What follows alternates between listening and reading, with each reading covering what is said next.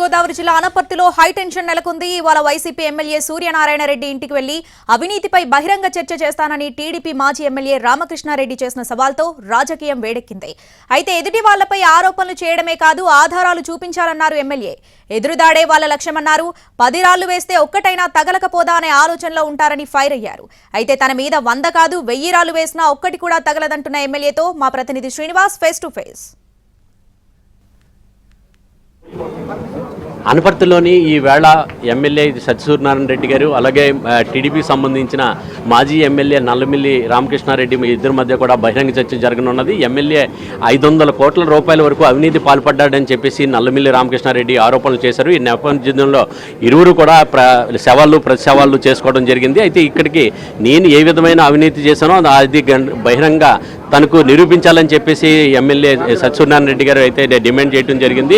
ఈ నేపథ్యంలో ఈయన చర్చకు కూడా అన్ని టెంట్లన్నీ ఏర్పాటు చేసి ఇక్కడ అంతా కూడా సిద్ధం చేయడం జరిగింది. మన దగ్గర ఎమ్మెల్యే సత్యసూర్యనారాయణ రెడ్డి గారు ఉన్నారు, ఆయన అడిగి తెలుసుకుందాం. సార్, ఈ చర్చకి ఎన్ని గంటలకు జరుగుతుంది, ఎప్పుడు ఈ చర్చ జరుగుతుంది? యాక్చువల్గా దీని గురించి కూడా మీకు తెలిసే ఉంటుంది మీడియా ద్వారా కూడాను. గతంలో ఒకసారి నేను లేని టైంలో వచ్చి ఇక్కడ చర్చని చెప్పి పాంప్లెట్లు ఇచ్చి హాస్పిటల్ దగ్గర రౌడీజం చేయడం జరిగింది. ఏదైతే 25-30 మంది మరి ఎవరైతే టీడీపీ కార్యకర్తలు ఉన్నారో వాళ్ళని తీసుకుని వచ్చి హాస్పిటల్లోనే రకరకాల నినాదాలు చేసి రెచ్చగొట్టే విధంగా కూడా అంటే ఒక రకంగా దాడికి ప్రయత్నించాడు మాజీ ఎమ్మెల్యే రామకృష్ణ.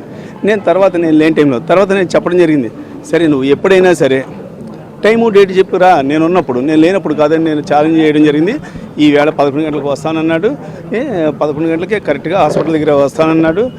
యాక్చువల్గా జనరల్గా మీకు తెలియదు ఏముంది, ఎక్కడికక్కడ పోలీసు పికెటింగ్ అయ్యి ఉంటుంది, పోలీసు బందోబస్తు ఉంటుంది ఎప్పుడు కూడాను. అయినా కూడా తను ఏమన్నా అంటే పోలీసుల కళ్ళు కప్పన్నా సరే అవసరమైతే హెలికాప్టర్లో అన్నా కానీ 11 గంటలకు వస్తా అన్నాడు. హెలికాప్టర్ ఎప్పుడు ల్యాండ్ అవుతుందా అని చూస్తూ ఉన్నాం 11 గంటలకి. అంటే అతను అంత కాన్ఫిడెంట్గా 11 అవతలకి నీ హాస్పిటల్ పైన ఉంటాను, హెలికాప్టర్లో మీద ల్యాండ్ అవుతాను, హెలికాప్టర్ ద్వారా వస్తానని కూడా చెప్పడం జరిగింది. చర్చకి సంబంధించి మీరు ఎటువంటి ఏర్పాటు చేస్తున్నారు? అతను రావాలని నేను చూస్తున్నాను. ఎప్పుడూ కూడా ఎదుటి వ్యక్తి మీద ఆరోపణలు చేయడం కాదు, ఆధారాలతో నిరూపించాలి ఎప్పుడైనా సరే. అతను రకరకాల ఆరోపణలు చేయడం జరిగింది. గతం నుంచి కూడా వాళ్ళది ఎప్పుడూ కూడా ఎదురుదాడే వాళ్ళ లక్ష్యం. ఏదో 10 రాళ్ళు వేస్తే 100 రాళ్ళు వేస్తే ఒకటన్నా తగలకపోద్దా అన్నది. నా మీద 100 కాదు కదా, అతను 1000 రాళ్ళు వేసినా కూడా అవినీతి అన్నది నా పైన ఒక్క రాయి కూడా పడదు. అది నాకు ఎమ్మెల్యే గారు 500 కోట్లు తినేసాడు అన్నాడు.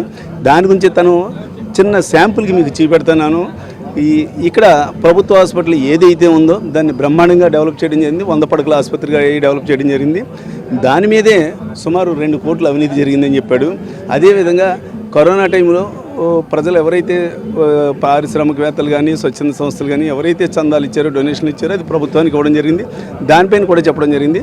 నేను ఒకటే చూపెడుతున్నాను మీకు, ఈ రోజున ఈ హాస్పిటల్ డెవలప్మెంట్కి కానీ కరోనా టైంలో కానీ ఎవరెవరు ఎంతంత ఇచ్చారా అన్నది కూడా క్లియర్గా మీకు ఫ్లెక్స్ రూపంలో నేను మీకు విజువల్స్ మీకు చూపెడతాను. ఇందులో లేకుండా ఏమన్నా ఉంటే ఒక్కటైనా కూడా చూపించమని నేను చెప్తున్నాను. లేదంటే ఆరోపణ చేసినందుకు ఆ అమౌంట్ ఏదైతే మేము చెప్పామో దానికంటే ఎక్కువ అమౌంట్ చేసినందుకు తన్నే డొనేషన్గా అట్లకి కూడా ఇవ్వమని చెప్తున్నాను. నేను ఇదే నా ఛాలెంజింగ్గా చెప్తున్నాను. అంతేగాని లేనిపోయిన ఆరోపణలు చేయకూడదు కదా. ఇందులో ఈ పేర్లు ఉన్నాయి కాకుండా ఇంకా ఎక్స్ట్రా ఏమన్నా ఉంటే ఛాలెంజ్ చేసి చెప్తున్నాను. డైరెక్ట్గా వచ్చి చూపించమని చెప్పండి ఆ పేర్లు. సార్, గతంలో బిక్కువలు వినాయకుడి గుడి దగ్గర ప్రమాణాలు చేశారు ఇద్దరు కూడా.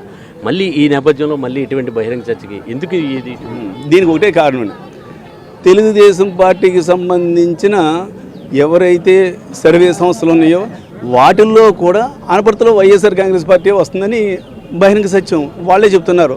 రాష్ట్ర వ్యాప్తంగా న్యూట్రల్ సంస్థలు ఏది చేసినా కూడా వైఎస్ఆర్ కాంగ్రెస్ పార్టీ అధికారంలోకి వస్తుంది. ఆఖరికి తెలుగుదేశం పార్టీకి సంబంధించిన సర్వీస్ సంస్థల్లో కూడా అనపర్తి వైఎస్ఆర్ వస్తుందని, అంటే ఏదో రకంగా రెచ్చగొట్టి అతని మీద దాడి ఏదైనా చేస్తే సానుభూతి వస్తుందని. అతను ఏంటి కేవలం సానుభూతి మీద అతను ఆధారపడ్డాడు.